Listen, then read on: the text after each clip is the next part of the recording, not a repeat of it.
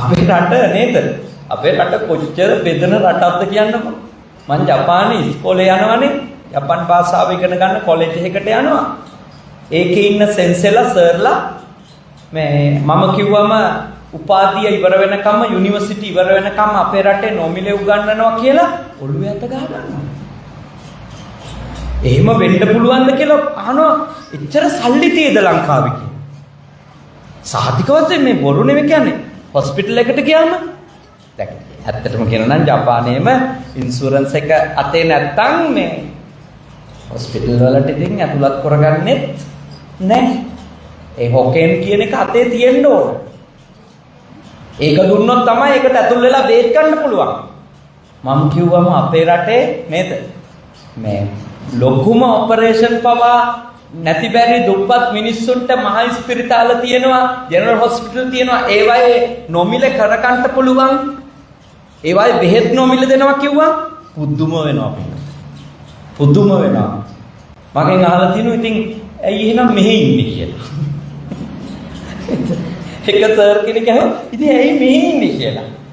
මං කිව්වා අපි ඉතින් ධර්ම දූතයෝ අපි ලෝකෙ විවිධ රටවල් වලට ගිහිල්ලා අපේ ජීවත් වෙන ශ්‍රී ලාංකිකයෝ සහ ඒ රටවල් වල මිනිස්සු වෙනුවෙන් බුදුහාමුදුරුවන්ගේ ධර්මය කියලා දෙන එක අපේ යුතුයකමක්. අපි එක තැනකම වසන අය නෙමෙයි.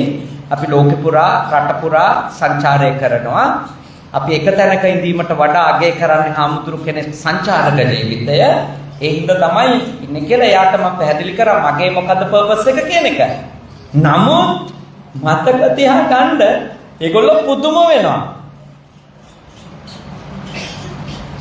හැබැයි ලංකාවේ මිනිස්සු මේක ඉපදුනේ කරුමෙට කිය මේකට හෙන ඉන්නවා. හොඳේ. දෙයනේ කියලා මේ ලංකාවේ මිනිස්සු ඔක්කොම උපදින්න ඕන ඇමරිකාවේ, ජපානයේ ආදී රටවල් වල.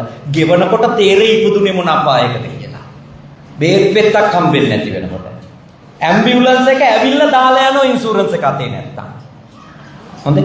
ඇම්බියුලන්ස් එක එනවා කෝල් කරන්න. දාලා යනවා ඉන්ෂුරන්ස් එක අතේ නැත්තම්. හොස්පිටල් එකට ගියාම උණ නම් ඇතුල් කරගන්න නැතුව හරවල යවනවා. උණ කියලා අපේ රහලෝල උණ තිබුණා නේ.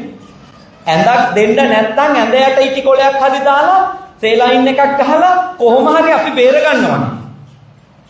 මේ රට එහෙම රටක් නේ. හැබැයි මේකටම නෙහෙන ඉල්ලන්නේ මිනිස්සු පුදුම වැඩේ. නේ. මේකටමයි දාපු කරන්නේ. මේකටමයි ඉල්ලන්නේ. මේකේ පුදුම විදියට දේවල් නේද? නොමිලේ කරන රටක් නේ.